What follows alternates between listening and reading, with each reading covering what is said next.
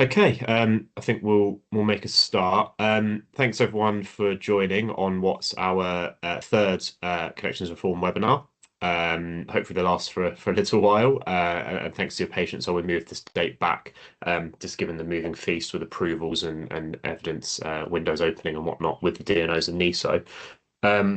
So today we're going to focus mainly on evidence submission for the Gate 2 toll queue window, which is now open for DNO projects. That's looking at the existing queue. We will potentially pick up again in the future around new applications in the first application window later in the year. I hope you can also see my screen. Probably still have to say that in 2025, but there we are. Okay.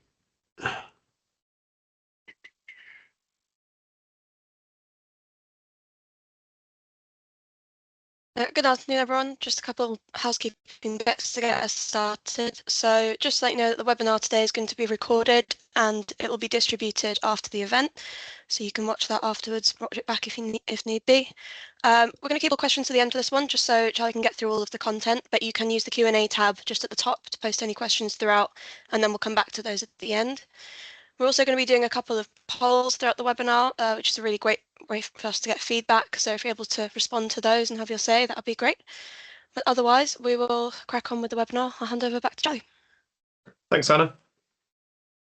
Yeah, so today what we're going to cover, intro to Eclipse. I'm sure any of you have been on this webinar before, are pretty sick of that by now. What's changed from the last webinar? There's been a few changes since the reforms were approved.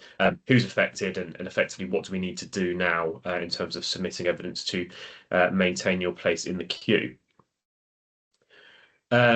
So Eclipse Power is a group of businesses. Originally, Eclipse Power Networks, which is an off-gem licensed IDNO, has been around since 2017 with a large focus on extra high voltage connections, so data centers, batteries, solar farms, those sorts of things, large power as we call it. But we do adopt connections all across the board, from residential, EV, industrial and commercial, etc., as well as holding contracts directly with a NESO for new grid supply points. So we sort of pride ourselves on that knowledge. In October 2023, we set up Eclipse Power Solutions, which is the business that I head up, which was set up to provide grid consultancy, help people navigate the ever-changing world of grid connections, and get involved a little bit earlier in people's projects to help them make the right decisions. And recently, we launched Eclipse Power Optimize as of January this year. This is a new business to look at private networks and microgrids. So think co-locating demand and generation behind the meter, keeping those green electrons, if you like, within the private network, minimizing boundary charges to the grid, and applying a sort of network charging model like the IDNO would on the licensed network. So it's a really exciting new business, and if you want to discuss any more about that, happy to put you in touch with the right people. So yeah, as I say, EPS was set up in October 2023. We found that there was a demand in the market for grid expertise and knowledge, help with navigating issues being thrown at people by DNOs, National Grid, etc. Something we were kind of doing on an ad hoc basis anyway, but we figured why not make it official and formalize what we can offer. I just saw a bit of a gap in the market. Pleased to say that's gone from strength to strength. We're now a team of 4, soon to be 5 in a couple of months. So yeah, all you lovely people keep throwing things our way. So we've got to keep ahead of that by making sure we've got the right people in the right places. So yeah, just an intro to the current team. I probably should have introduced myself at the beginning. I'm Charles. I head up the Eclipse Power Solutions business. As I say, since October 2023, was previously working in the IDNO, managing the upstream connections interface for larger projects. My background is in development, so I've worked for various solar and storage developers over the years, since around 2018. So I've seen quite a lot of change in industry in that time. I'll let the guys on the call introduce themselves first. So I'm joined by Amna. Hi, all. Good afternoon. Thank you for joining. My name's Anna. I'm a grid engineer with Charlie and the team. My previous experience is in design engineering, so for electrical connections across the UK for residential, industrial, and commercial electrical connections. Yeah, just really good to see so many of you on here, and to make it useful for us as well as for you. Please do engage in the polls, as Anna said. Thanks, Amna. I'm also joined by Gordon, who has been with us, I think, I want to say 3 weeks now, is it? Or is it 4? Yeah, that's correct. Hi, everyone. Good afternoon. My name is Gordon. Recently joined Eclipse about a month ago as a grid consultant. Previously, I worked in the e-mobility sector for the past 8 years. So essentially, my new role here is about helping our customer to streamline the process of getting their projects connected to the grid as smoothly and as quickly as possible. Guess that is exactly what today's session will cover. And thank you for joining us. Thank you, Gordon. And Matt can't be here today because he's at the coalface of connections reform. He's up in Glasgow in an implementation hub, which is where all the networks basically are getting together to work out how all of this is going to be done in practice. The session today is regarding Gate 1 offers and securities and capital contributions. So I'm sure we'll be able to share a bit more information on that as and when he gets back from that session today. So moving swiftly on. I imagine a lot of you probably came to our previous webinars.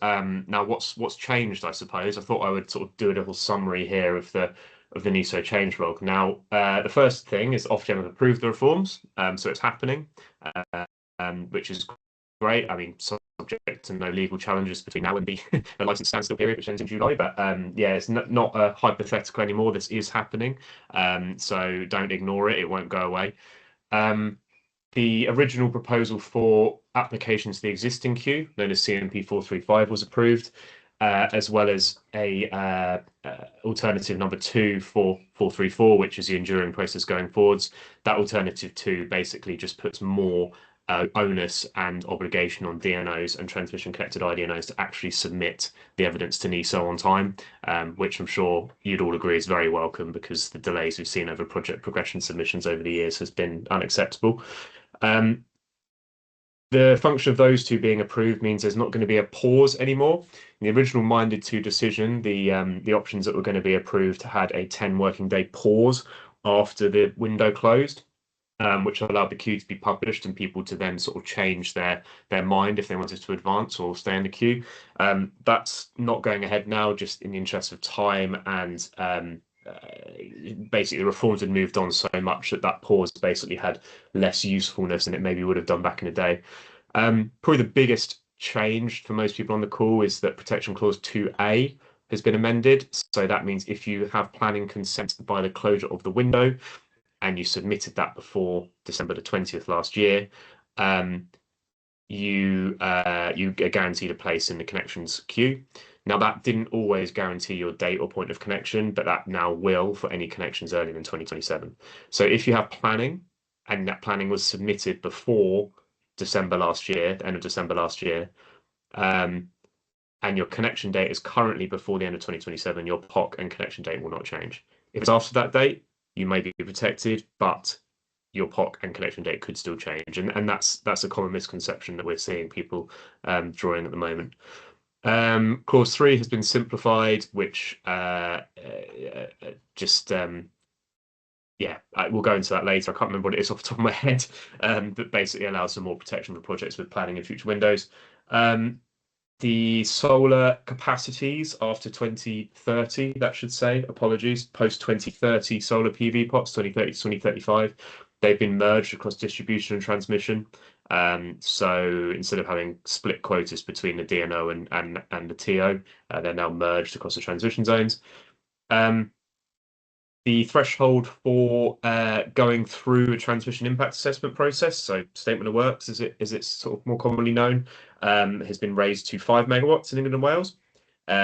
Apart from a handful of GSPs where it is still a megawatt, that's on page 14 of the evidence handbook. But that's great news because that means more projects can get away without being held up by transmission works and do not have to go through this process. Government have confirmed the definition of LDES, which is anything basically over 8 hours. And over 100 megawatts of stream 1 and 50 megawatts of stream 2. They've confirmed that lithium ion can meet that definition. However, for the purpose of connections reform, anything lithium ion is counted as a BESS. And NESO have also published some allowable change guidance, which covers the perennial question of can I turn my battery into a data center? The answer being no. And the final point of ENAQ management changes, they are consulting at the moment on proposals to align those more closely to the transmission milestones. given the new process. So I've used this diagram a few times, streamlined it a little bit. So we obviously had the approval in April. There then has to be a 56-day standstill and 4-week notice period after that before any licenses can be changed. So that is why the transmission window is not allowed to open until later in July. We don't know the exact date yet, but it would look around mid-July. The DNOs have opened their evidence windows as of the 20th of May. That will also run to the 29th of July. The DNOs will have another week or two after that closure to submit to transmission. However, don't rely on that. Get the evidence in as quickly as you can. And then we will see the queue formation and the redesign of the network, and hopefully offers starting to be issued around September time, and the last offers being issued next spring. As you will know, for DNO offers, the DNO has to get their offer from NESO first. The DNO then has to review and accept that and then issue the offer to you. So those ones will come a little later. They are looking at batching offers as well. So earlier connection dates, protected projects will get their offers first. As mentioned, implementation hubs are still ongoing as to the processes that need to be put in place in each network business to manage all of this. That's where Matt is today. There is a code modification proposal 448 in flight at the moment, which relates to project commitment fees. So the principle of that is that if there was a X amount of projects sitting in the queue without planning consent, NESO would be allowed to trigger additional securities on people. That consultation is closed, so we wait to see the outcome of that, and the queue management piece, as I've mentioned. Feel free to put any questions in the chat as we go along, and we can address them at the end. So firstly, who is affected?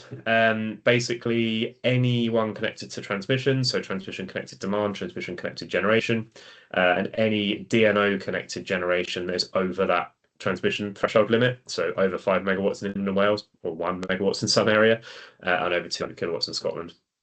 That must be Gate 2 ready, and readiness is defined on having your land secured, basically. Generation then must also meet what's called strategic alignment, which is the Clean Power 2030 action plan, which assigns predefined quotas to the amount of technologies of each type that can connect out to 2035. Any connections that can be made by their closure of the Gate 2 window, so the 29th of July this year, are exempt from the process. So I have already seen a DNO sending out a request for readiness information for a project that we have contracted to connect in early July. So if you do receive that, do just contact your DNO and let them know. However, I don't think there's anything to lose in submitting the information. I think as this is such a critical piece of reform, it affords to be belt and braces with this. If you're not Gate 2 ready, or you're not deemed to be eligible for a Gate 2 offer for other reasons, you'll be given a Gate 1 offer. That's effectively as good as not being in the queue. You lose your queue position, you lose your capacity, you lose your connection point, and the offer becomes indicative. And just for the avoidance of doubt, any demand connections to the DNO network are exempt from this. They'll just continue as business as usual. However, the contracts could still change because there's going to be a change in the contracted background on the DNO system too. There is discussion with NESO and DNOs at the moment as to how embedded demand can benefit from that improved contracted background, as is the intention. So I keep talking about evidence submission. What is this? The whole point of reform was to allow ready projects to connect. There was far too many projects in the queue, arguably far too many speculative projects in the queue that were banking capacity, and ones that were ready, that were behind them in the queue, could not progress. Now, the initial proposals just deemed readiness as, which is TMO4+, which is having land rights or submission of a DCO, and that is all you need to be Gate 2. So that's what's known as the readiness criteria. However, that didn't appear to have the desired effect on the queue. The queue would still be too large. So when this government were elected in July 24, was it 23? Yeah, anyway, when the new government came in, they wrote the Clean Power 2030 action plan, which said, right, we want a net zero electricity grid by 2030. What technology mix do we need to do that? That has then informed the quotas that have been sort of NESO and then now handed down to customers, and what's known as strategic alignment. And there's multiple ways you can be strategically aligned. You can be protected because you're already very well progressed, which we'll talk about later. You can fit within the quotas. You can be designated, which we will not cover in this webinar. If you think you want to go to project designation, do contact us separately. However, it's generally intended for projects that are within the quotas but take so long to deliver that they won't be delivered by 2035 or whatever, which is where this plan looks out to, such as nuclear or our new and innovative technologies, or projects not within scope of the CP30 plan, such as transmission and connected demand. But we'll go into that a little bit more in a little bit later. So the evidence submission is split up into basically 7 sections: site details, whether you want to advance your connection, whether you want to, your gate-to readiness criteria, Director Declaration, then stuff about strategic alignment. As you can see, it's sort of been added in separately, and then just some additional bits here. So just this nice decision tree to show where and when you need to submit your information. So anything connected to the transmission system, you submit directly to NESO. Anyone that's large, so that's with a beggar, over 100 megawatts in England and Wales, over 30 megawatts in South Scotland, over 10 megawatts in North Scotland. So you can have a BELA in Scotland as well. You also submit directly to NESO. If you are not large and you're a generator, you submit directly to the DNO or transmission connected IDNO. That also includes any small and medium generators with an optional beggar. So, for example, you're a battery scheme in England and Wales, you're 50 megawatts, but you want to participate in a balancing mechanism. So you've applied for an optional beggar. Because you are below 100 megawatts, you still make your submission to the DNO. If you are over 100 megawatts and you had a beggar, you would submit it directly to NESO. Nice and clear, as these things always are, but hopefully this decision tree will help slightly. So at the moment, we can currently submit evidence to DNOs. We can't yet do that to NESO. So actually, maybe I do run another update webinar when the NESO window opens. This is pulled from the ENA website, so shows the different ways the evidence can be submitted. It's pretty much an even split between email and portal. If it's a portal DNO, they should have sent you either a link to the portal for your project, or you might need to contact them. And yeah, for Eclipse up here, if it's us submitting evidence on your behalf, we will have written to you already. Well, I would have written to you either today, yesterday, or Friday. So check your inboxes for that. So the Readiness Declaration is basically a nice Excel spreadsheet of about 80 rows. I pulled together this table here to sort of show what rows are relevant for what type of project. Not all of them are mandatory. There's a column which shows if they are or not. I'm of the view that more information is better. Don't leave anything up to guesswork, so have a look through that. All the DNOs will need this to be submitted, and the ones that have got portals have generally built the portal around this format. And there's also a really good handbook that NESO have published, which is actually pretty good, I must say, which gives you all the criteria of everything you need to do and submit. So it's some good bedtime reading, and the links to both of those documents are there.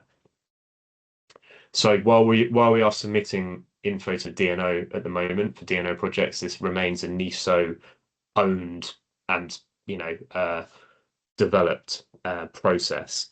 So the DNO will check that information and pass it up to NESO. NESO may then decide to do secondary checks on it if they so wish. So part 1, Gate 2 readiness, the red line boundary, as they call the original red line boundary. Slightly confusing because that can actually be a different red line boundary for transmission projects. However, for DNO projects, the usual allowable change rules apply.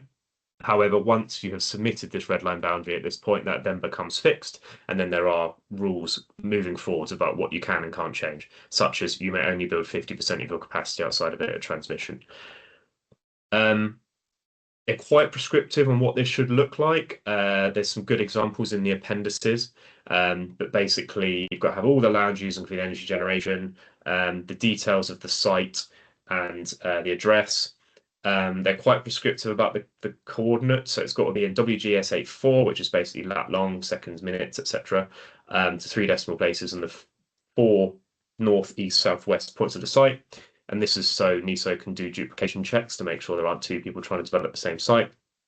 Scale orientation, key for symbols, all the install capacity, and quite importantly, the acreage secured.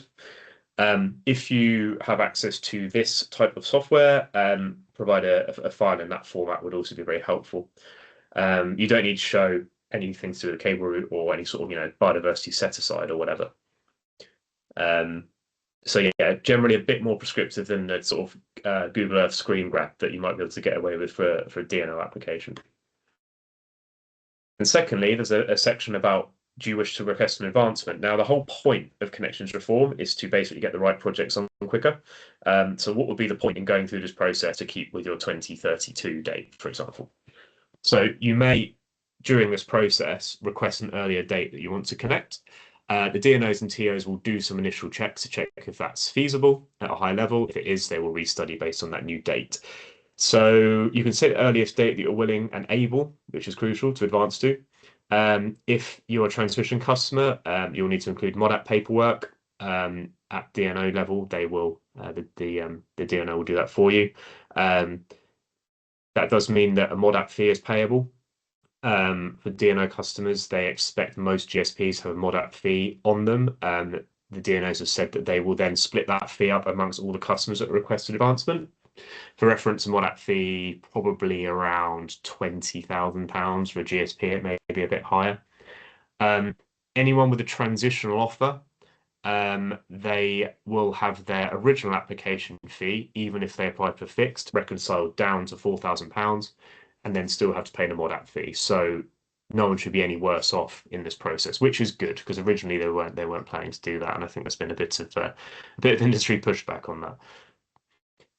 There's also an option to suggest that you would like a non-firm advancement. I hate these terms because this should be used for security of supply, but the industry seems to want to use it to mean flexible. So basically, if you can't have a normal connection at your earlier date, but they could offer it to you if you had an intertrip or you had A&M or you had some other sort of restriction on availability, would you consider that? Yes or no? For transmission, you can also say whether you would consider advancement if your point of connection would change. Of course, it's still obliged to give you the sort of cheapest solution. Likewise, would you actually like to move your point of connection at transmission? Now, this is probably quite important if you've got a fake connection offer into, North Leeds connection node A. You could go, well, yeah, I quite like it back into Kirksall GSP, please. So you can write that down in the form. I would imagine DNOs probably would do this on behalf of their customers, but I would suggest asking the DNOs to do that. This is a transmission-only part of the form, but again, I don't think there's any harm in filling it out. Pay the MODAP fee, and then it will go through the sort of coordinated design process. Now, should make you aware that don't just go requesting speculative advancements for the sake of it. You should really pick a date that you can deliver, because once that date is given to you, that is your date. And if you miss it, then the usual sort of queue management milestones will apply and you could risk termination. Once you've accepted that advance date, you can't then revert back to your old date.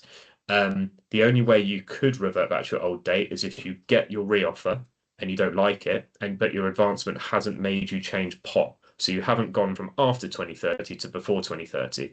You can request a reoffer back to your original date. However, as that original contractual position is no longer there, the works may change. So you might actually get a worse offer.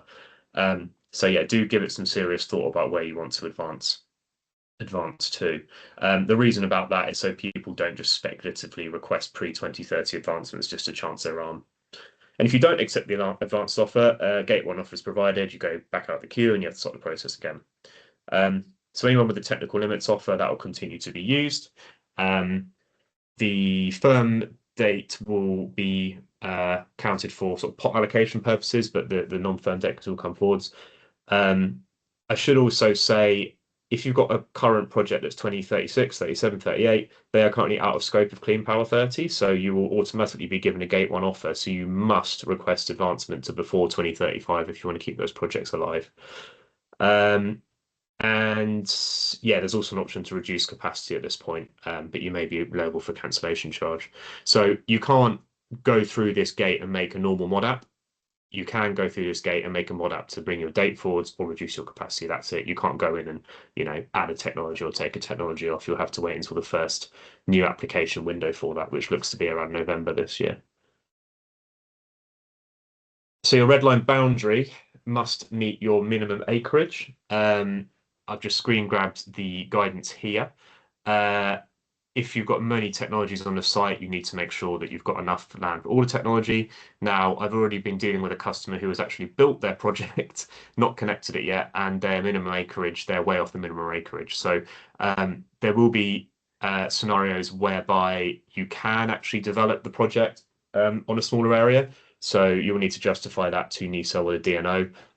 They do have a right to veto that. So again, if you're in that situation, get ahead of it, do it now, provide your technical drawings to the DNO, provide your, order showing you've ordered that many inverters and all that sort of stuff to show that you can fit it on the smaller piece of land. And this table will continue to be reviewed annually by NISO. I'm not exactly sure why the TD split is different, because to me it doesn't make much sense, but that's what's been approved.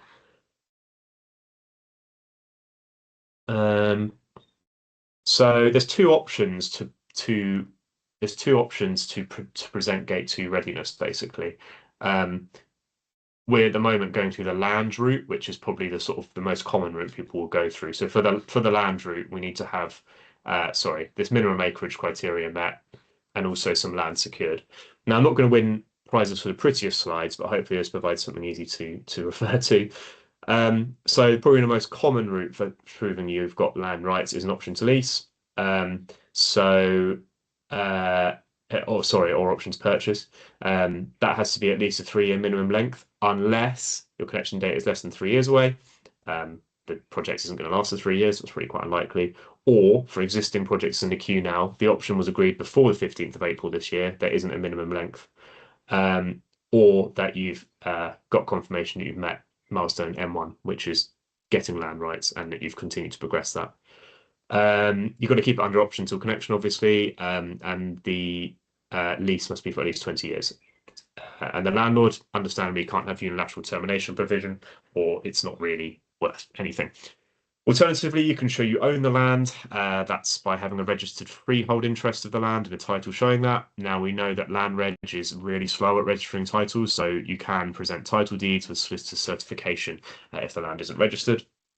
Or you may have already entered a lease, so there should be at least a remaining term of 20 years, unless the life of the project is demonstrated to be less. Again, if you fall outside any of these criteria, get ahead of it, make your justification now. Don't wait until the 20th of July to write in to say, oh, actually, my project's only going to last for 5 years, because they probably won't have a chance to look at it properly.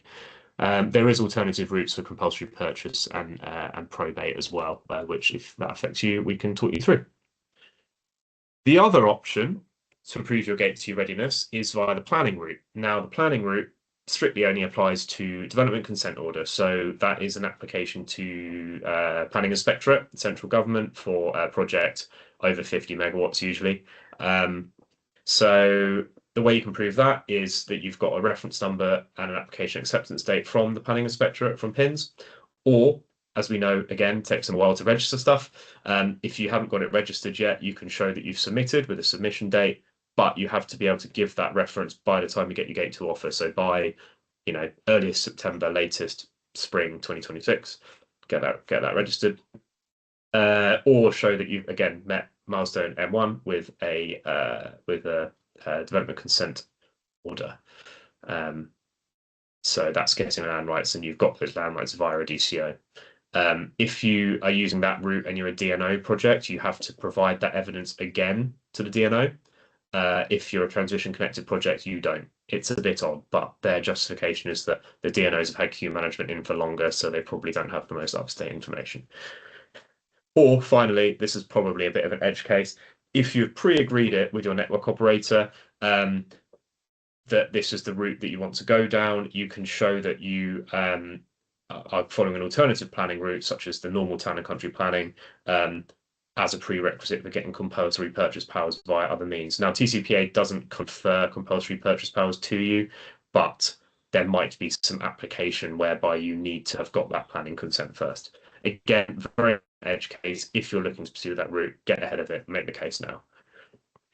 And finally, on the readiness part, there's a director's declaration required.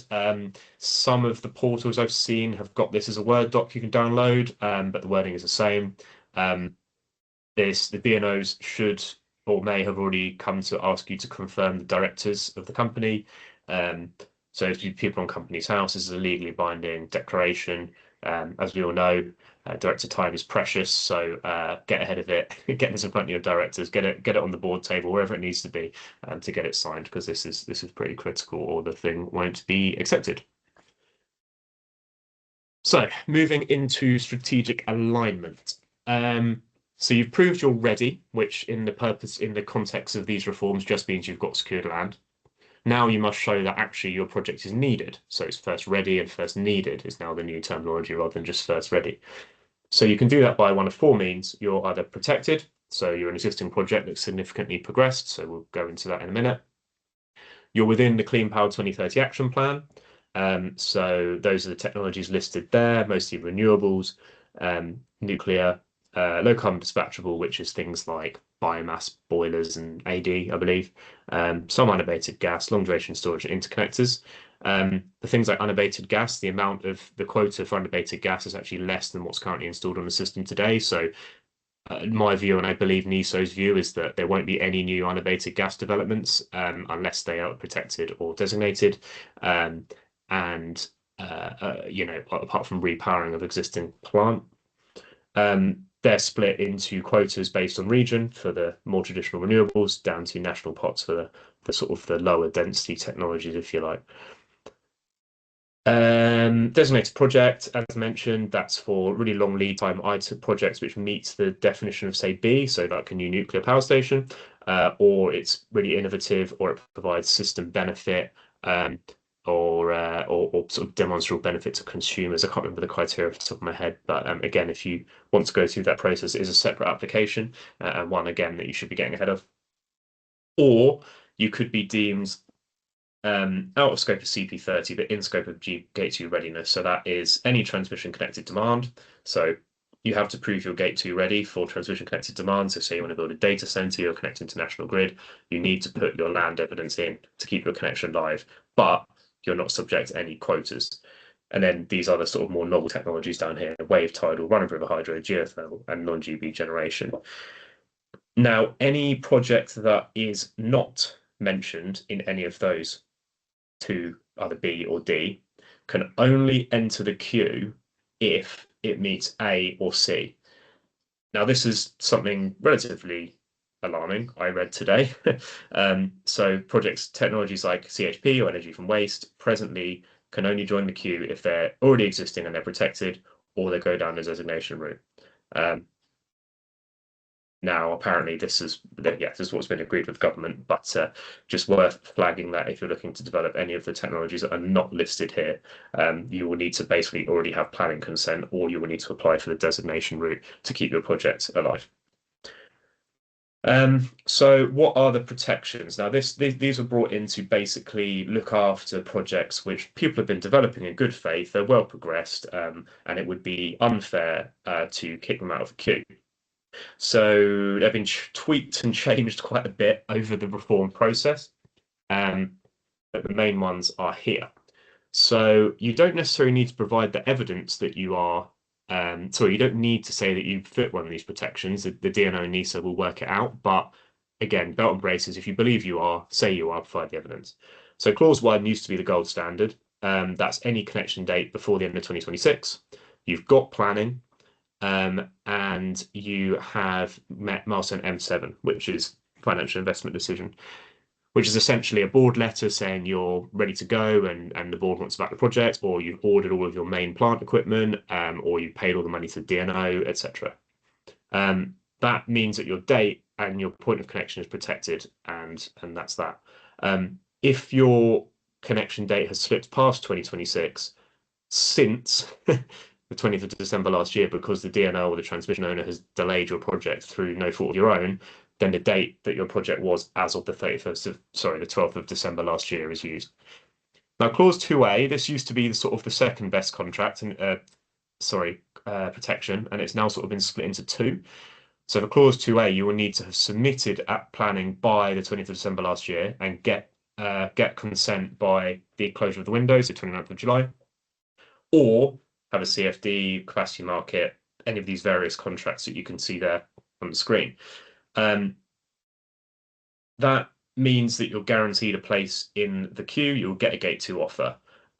It's now been split. So any POCs and dates, any connections before the 31st of December 2027 will have their point of connection and date protected. This was part of Ofgem's recommendation to NESO when they made a decision. They felt that there was a bit of an investment hiatus for 2027 projects, which I think we were certainly seeing in the market. So this was intended to give a bit more clarity and certainty to those projects.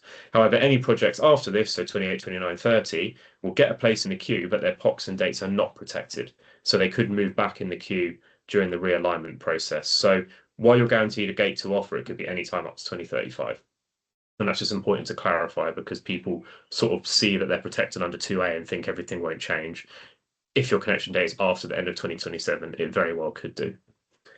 And if you've got any of these commercial contracts, then NESO will use best endeavour to give you a date that meets them. But, it's not guaranteed. And I thought I'd just touch on this for protections in future windows. So once this window is closed, we'll move to a biannual windowed application process. There'll be a the first window I think will be open before the end of the year, I imagine around November. And then they're talking about the second window being sometime mid-2026.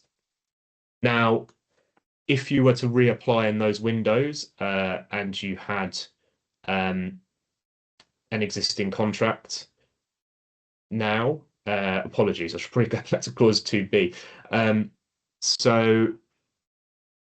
I think this is for new Windows. Sorry, that should say CMP 434 there on the screen. Basically, anyone that's got one of those contracts again will be guaranteed a connection. They can exceed the quotas. Clause 3A is for projects that currently exist and they reapply in a future window. So the project must have submitted planning before the 20th of December last year and not have had a determination by the closure of this window, but they get it later. This used to be more complicated. It held all this wording about appeals and things like that, but they've simplified it now for any planning determination after the closure of the window. You will get a gate 2 offer in that next window and you can exceed the quotas. And then 3B is a bit lighter. So you must have an existing agreement. That means you are currently in the queue, but you haven't submitted planning yet. So you might submit planning today and you get that in, I don't know, August, probably being optimistic. You apply in November, you will get a gate 2 offer.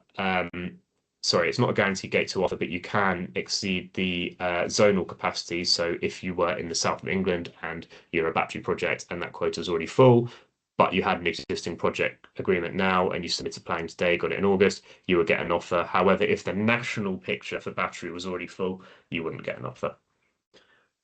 Could pick this up again a bit later, I think, when we talk about the new windows later.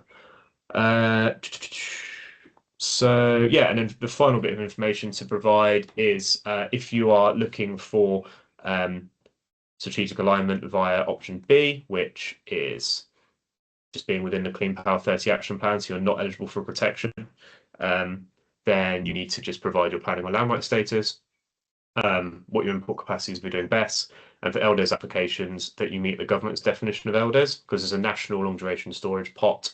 And do note that the government have now allowed lithium ion over 8 hours to be eligible for the LDES cap and floor scheme. However, NESO will not consider that as LDES for the purposes of the pots. They will consider that as a BESS because it's lithium ion. So you've kind of got two different definitions there, which is not too helpful, but it's worth bearing in mind. And there's some other info down there. This is important because despite the pause not happening, they will still publish a list of existing agreements that are gate 2 ready. If you wish to opt out of that, you can do so there. However, that information is already on the tech register and the embedded capacity register at the moment. Been through this a lot. How will this be applied to the queue? So the window will close, all the gate 1 projects will be taken out, the EA agreements register will be published, then the final queue formation will occur as thus. So the technologies, the country will split up into all of its zones, distribution and transmission, and then technology sub-queues within those zones. Any protected projects are put at the front of the phase where they currently are, or if they've requested an advancement, say 32 to 28, will be put in that phase for the assessment. All of the other projects we put in order of planning status, and then basically a line will be drawn when the quota is met. When that quota is met, all the other projects will be put into phase 2. And then for phase 1 will be reordered back into its relevant relative queue position. So your queue position can't get worse. And for phase 2, it will not be kept in planning order. Hybrid projects are treated per technology, so you might have a solar in pot 1 and a battery in pot 2. Anyone connected to a transmission connected IDNO is now considered in a distribution pot, which was a change last time round. And the existing queue position is based on the existing NESO counter signature date, which will be for DNO projects, the signature of the project progression contract, which I know is a bone of contention across industry, but that's what's been settled. If NESO took more than 28 days to countersign your contract, however, your signature is taken. So going forwards, all offers will be restudied. We're looking like we'll batch them depending on connection date and protection. All offers must be issued by spring 2026. Every time I look at this, it goes back by a few more months. But it's probably going to be about 12 months' time before we will have the final picture of this. And as mentioned, NESO will need to issue to the DNOs first to then provide variations to customers. And this might impact capital contributions, securities, and liabilities. Now, if you go to gate 1, your securities are removed and refunded. Capital contributions still unclear. There's part of what the discussion of the meeting that Matt is on today. So we'll get an update on that as soon as we have it. So thanks for bearing with me there. That's probably a lot of information. This slide deck will be shared, and we're always on hand to help out if necessary. It isn't necessarily complex process. So yeah, we'll try to as much as we can. But yeah, we'll see you next. So I checked that you've got all your right contact details of the DNO and NESO. If they've not contacted you yet about connections reform, I'd probably get a bit concerned, and you should contact them and say, right, I've got these projects that I think are in scope. Can you give me a portal login or whatever? If it's on a portal, pull your evidence together. The DNOs are doing multiple webinars, drop-ins. Use them as much as you can. Consider if you've got any protections. Consider if you want to do an advancement, and frankly, get on with it. Don't delay. Start today. Pull it together. Get it in front of DNOs. They've got a Herculean task to look through all of this stuff before they send it up to NESO in July. So work with them. Get it in front of them. A lot of them have committed to reviewing it before sending it off and flagging if there's any errors. And likewise, we're here to help, particularly any projects that are currently sitting with Eclipse via the IDNO, all part of the service. Anything else not currently with the IDNO, obviously we can look at it through the solutions business. So yeah, that's that. I think I've managed to keep to time, which I'm quite surprised about. So I don't know if anyone's got any questions. Yeah, quite a few in the chat, so we'll get going. Okay. So the first one is, there seems to be some confusion among different people that I've spoken to, thinking that Gate 2 requires land and planning, but the NESO handbook says or. Please could you provide clarification on this? Yeah, of course. So Gate 2 readiness is the first section, which only requires land. And there's two options. Well, there's two options to get your Gate 2 readiness. It's you've got land secured, or you're doing the planning route, which means you've submitted a development consent order.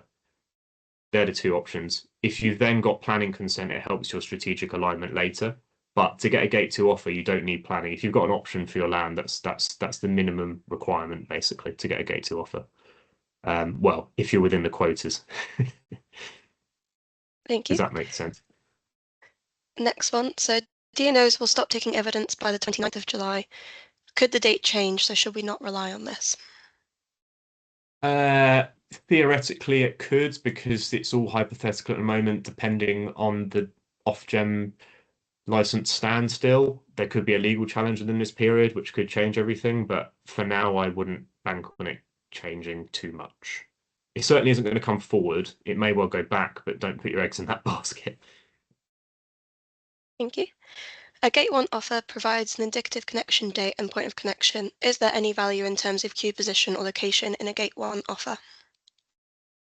No, I wouldn't say so. The whole point of a Gate 1 offer originally was that the networks were meant to use it for sort of anticipatory planning and investment, because it was going to be a compulsory stage.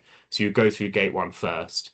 And it gave the chance for DNOs to pre-request transmission capacity. That was all changed and gate 1 was made optional. So now it holds very little utility.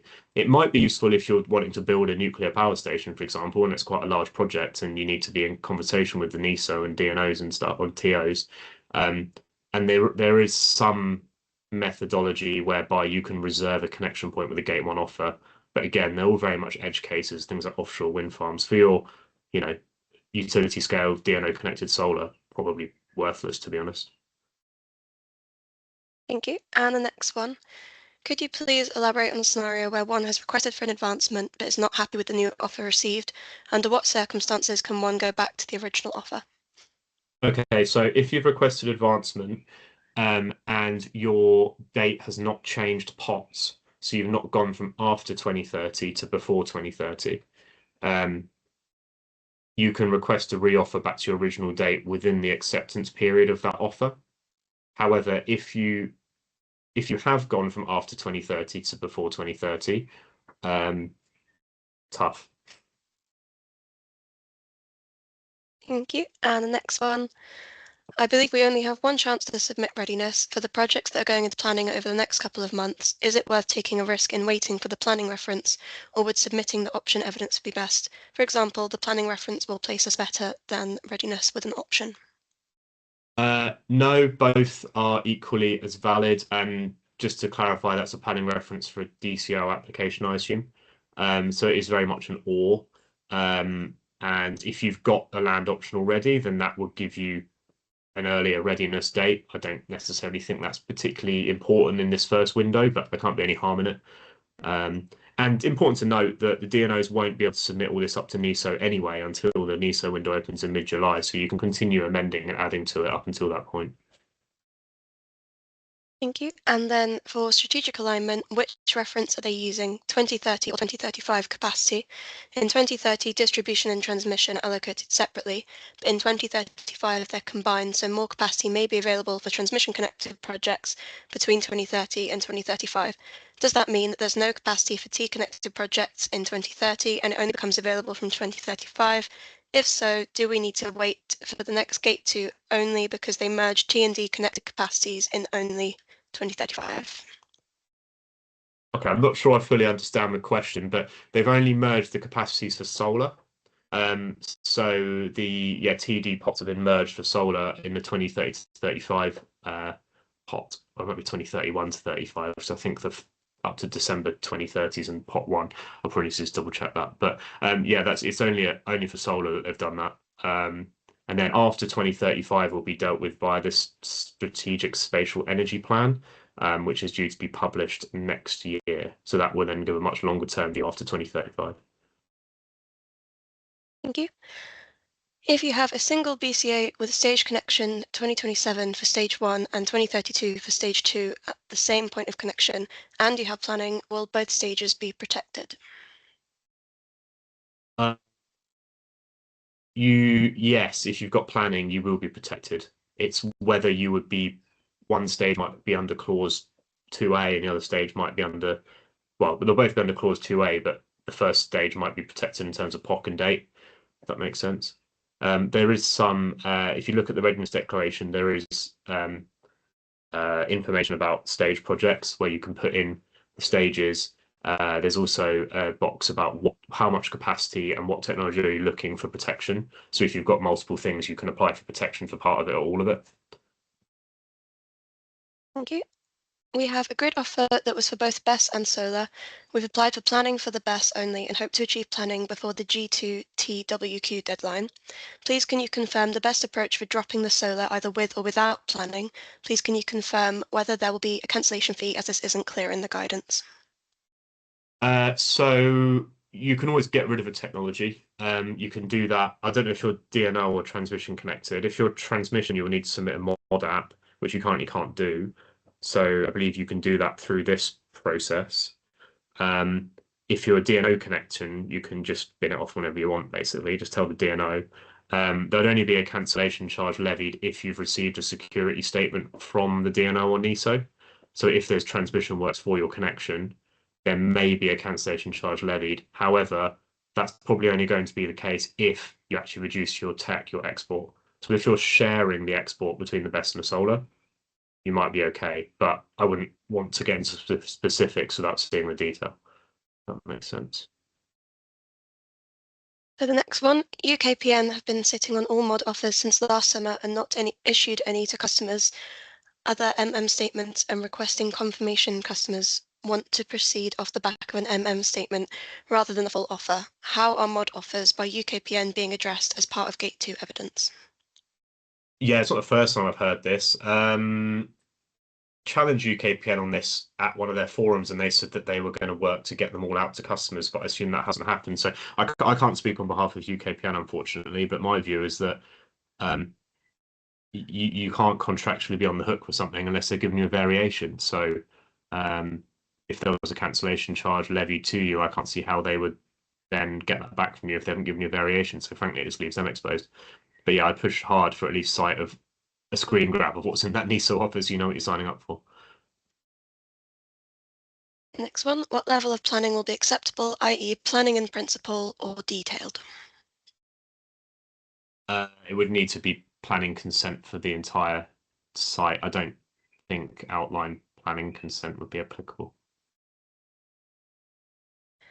And then the next one, what if a Gate 2 offer connection date is earlier than planning approval date?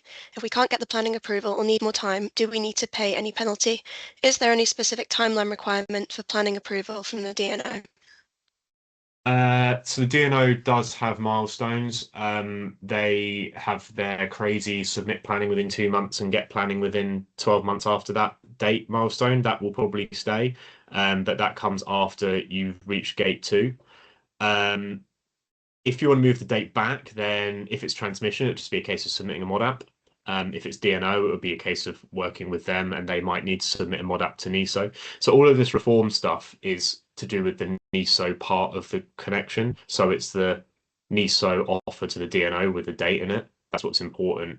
You've got a much more sort of bilateral relationship with the DNO where you could hopefully help to agree different milestones. But if they need to submit a mod app to NISO, they'll advise, and you'll have to obviously pay for that. Got 5 minutes left, so we'll try and get through the last couple ones before we finish. So the next one is, will the project progression fee be based on SOW/PP applications or Bega-Bella applications? When will it apply? Project progression fee. So the mod app, if for advancements, there will be a regular mod app fee for a directly connected customer. For the DNO, there would be a mod app to what's called a supply point, so an exit mod app, which is a NISO's charging methodology, which they will then pass through to the customers. I don't know if it will be within a normal project progression. Again, enduring process going forwards, probably need to just clear myself up on that. Whether the usual structure of project progression fees will be used or whether it will be something different, I don't know. And then if you haven't gone through the TIA process and have a grid offer from the DNO, is this kept and able to be held until you're ready to go through any TIA process and submit planning? Yeah, exactly. It is. So you can keep applying to the DNO as much as you want. You just can't go through the TIA process until the first window, which is probably around November time. And sorry, just to note as well, that part of the ENA's consultational milestones is that they're looking to bring in either an 18 or 24-month backstop where you have to go into Gate 2 with the DNO offer. So that sort of gives you an idea of the time frame that you can sit on a DNO offer before you need to go through TIA process. And then just clarification on an earlier question, if we have a planning reference number for DNO connected project, would this not place us better for strategic alignment rather than just submitting the option? If so, would we not be best to wait for the planning reference number? Yes, it would, because you would have planning, so you would be higher up in the queue. You would be eligible for a form of protection, basically. So you'd be a green project rather than a yellow one. So yeah, definitely submit that. A distribution connected project that has planning and connection date in Q4 2027. Recently, a variation offer pushed the connection date back to Q2 2028. Will the project be protected under 2A with point of connection and connection date protected? It's a good question. So is it, I assume it was a DNO triggered, a network triggered, gone too far, a network triggered mod app. So under clause 1, your date as of the 31st of December, sorry, 20th of December 2024 will be used. Under clause 2A in the guidance, I couldn't see anything in relation to that. But it's probably a point worth raising with the DNO or NISO and be like, look, it's out of our control. Can the same thing apply? Thank you. And then we've just got one last one in the chat. If we don't have stage 2 offer back, would we not be able to include it in CMP 435? Yeah, you would need to be contracted with NISO to go through CMP 435. So I believe all the two-step offers should have been issued a long time ago now, but anyone that's got any live offers with NISO will probably got the same signing date of the 6th of June. So if you've got any live offers, you need to sign them by the 6th of June to be with a chance of going in the first window. If you don't sign by the 6th of June, the offer will lapse, and then you can't go into the CMP 435 window. Thank you. And then just one last minute one. In regards to the planning reference question, that may fall under planning submitted as opposed to planning granted. Is that still strategically aligned? Yes, it is, because you would be of a technology, I assume, that's within scope of Clean Power 30. So you would be one of the yellow projects. But as I say, if you get the planning approval in time, then you move into a green one. Thank you. I think we'll leave it there for the questions, but any remaining ones, I'll make sure we can arrange for the team to come back to you on those. And obviously, if you have any more, don't hesitate to get in touch with the team. Thanks, Anna. Appreciate it. Good to see Thank you everyone for everybody. joining.